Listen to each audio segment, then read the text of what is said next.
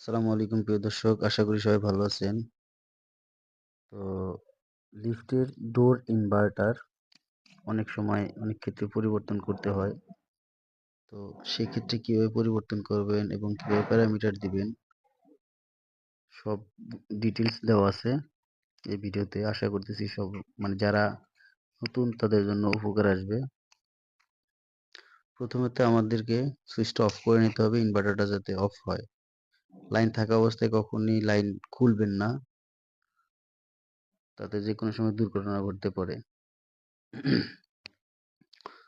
এটা হচ্ছে মোটরের,